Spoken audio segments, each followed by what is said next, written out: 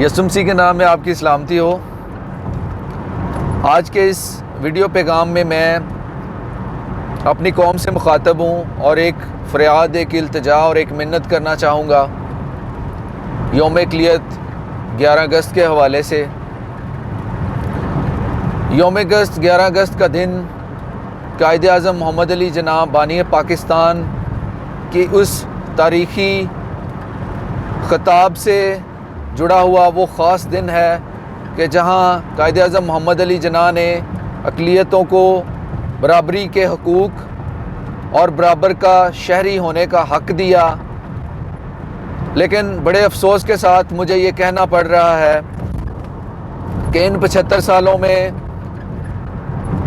آپ جگہ جگہ قائد اعظم محمد علی جناح کو یاد تو کرتے ہیں اور ان کو بانی پاکستان ہونے کا خطاب بھی دیتے ہیں۔ نو ڈاؤٹ قائد اعظم محمد علی جناح کی انتھک محنت،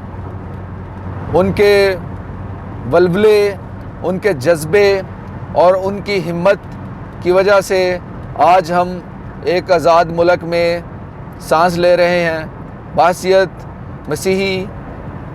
ہم نے ہمیشہ سے اس ملک کی ترقی، فلاح اور اس ملک کی خوشحالی کے لیے بے لوث کام کیا ہے۔ ہمارے لوگوں نے تحریک پاکستان سے لے کر آج تک ہمیشہ سے اس ملک کے ساتھ وفاداری کی ہے اور ہر شعبے میں اپنی لازوال خدمت سے اس ملک کو سنوارا ہے۔ اگر ہم بات کریں تحریک پاکستان میں مسیحیوں کے کردار کے اوپر، تو جہاں پہ بہت ساری تاریخ جڑی ہوئی ہے، لیکن پنجاب کا بہت بڑا حصہ صرف اور صرف مسیحی ووٹوں کی وجہ سے پاکستان میں شامل ہوا تھا۔ اور اس کے علاوہ اگر آپ آج نظر دوڑائیں پاکستان میں رہنے والی مسیحی قوم کی ملکی خدمات کے اوپر، تو میں یہ سمجھتا ہوں کہ آپ کو الفاظ کم پڑ جائیں گے، لیکن وہ فہرست اور ان کے کارنامے کم نہیں ہوں گے اور نہ ہی وہ شمار ہو سکتے ہیں۔ لیکن یہاں پہ میں ایک افسوس بھی کرنا چاہوں گا کہ آپ نے قائد اعظم محمد علی جناح کے الفاظ کی بے قدری کرتے ہوئے آج اقلیتوں کو ایک کنارے پر کر دیا ہے، اور آپ ایک بنے بنائے سجے ہوئے باغ کے پھل کھا رہے ہیں جس کا نام پاکستان ہے، لیکن اقلیتیں آپ سے بکاریوں کی طرح اپنے حقوق کی بھیک مانگتے ہیں۔ لیکن آپ نے کبھی بھی اقلیتوں کو جو ہے وہ قدر کی نگاہ سے نہیں دیکھا، بلکہ آپ نے اقلیتوں کے اوپر توہین مذہب جیسے سخت قوانین لاگو کرتے ہوئے جو ہے وہ ان کی نسل کشی کا میں یہ سمجھتا ہوں کہ ایک طریقہ اپنا رکھا ہے، اور آسانی سے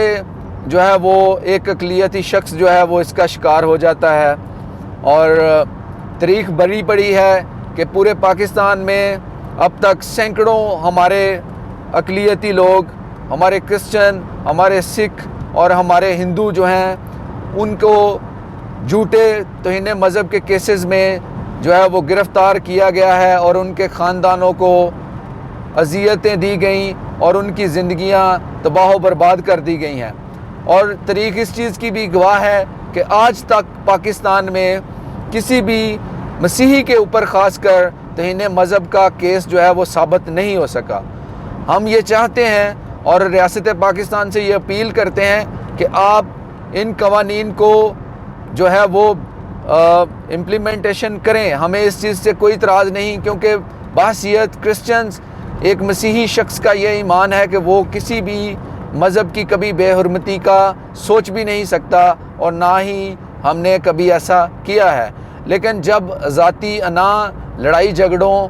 اور مفاد کی خاطر بہت سارے لوگ جو ہیں وہ اقلیتوں پر توہین مذہب کے کیس بناتے ہیں، جھوٹے کیس بناتے ہیں، تو ایسے جھوٹے کیس بنانے والے شخص کے اوپر بھی سخت سے سخت قانونی کارروائی بلکہ سزائے موت جیسے قوانین بنائے جائیں تاکہ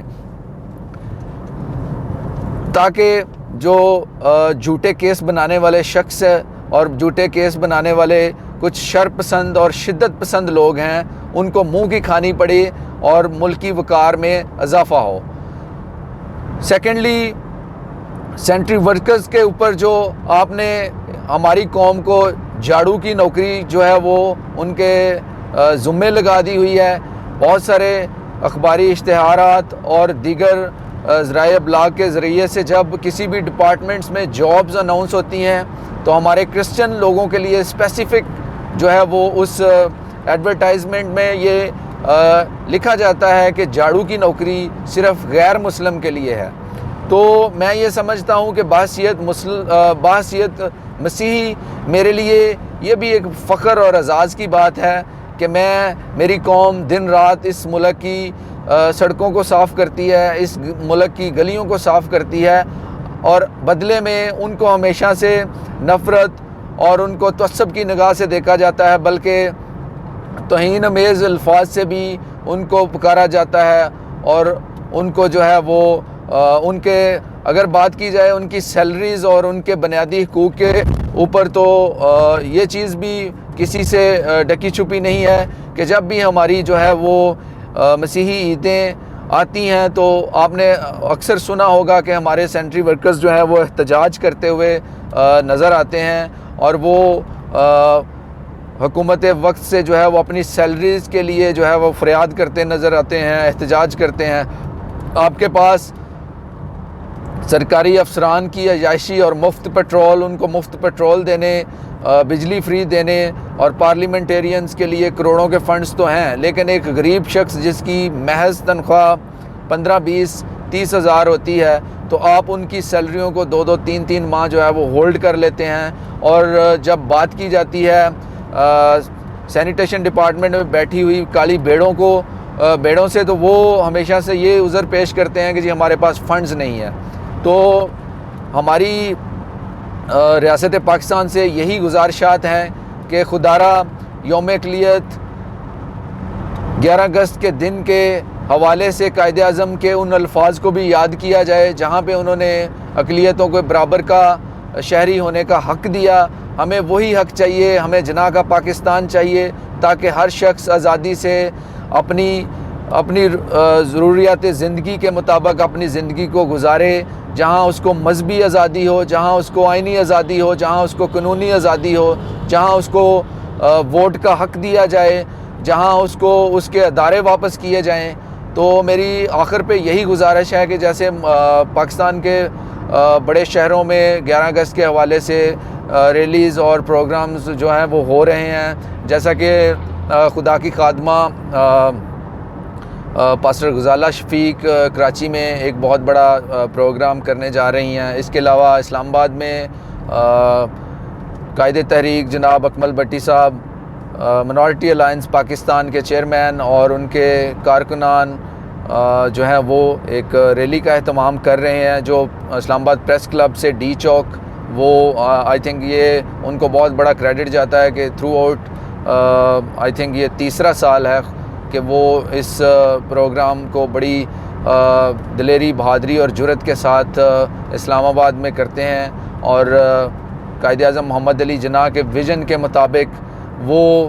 ریاست کو آگاہ کرتے ہیں کہ ہمیں جناح کا پاکستان چاہیے، ہمیں وہ پاکستان چاہیے جو سیکولر پاکستان تھا، جس میں ہر شخص کو جو ہے وہ بنیادی حقوق حاصل تھے۔ اور اس کے علاوہ لاہور میں بھی کچھ پروگرامز ہوں گے۔ تو میری آخر پہ قوم کے نوجوانوں، ماؤں، بہنوں، بیٹیوں سے اپیل ہے کہ آپ جہاں کہیں بھی ہیں، جہاں کہیں بھی آپ کے شہر میں جو ہے وہ ایسے پروگرامز ہوں گے 11 اگست کے حوالے سے، آپ ان میں ضرور شامل ہوں اور آپ جائیں، آپ کا فرض بنتا ہے۔ اور قومیں وہی ہمیشہ سے اپنے حقوق کو حاصل کرتی ہیں جو جد و جہد کرتی ہیں، کوشش کرتی ہیں۔ خداوند آپ کا حامی و ناصر ہو۔ خدا حافظ۔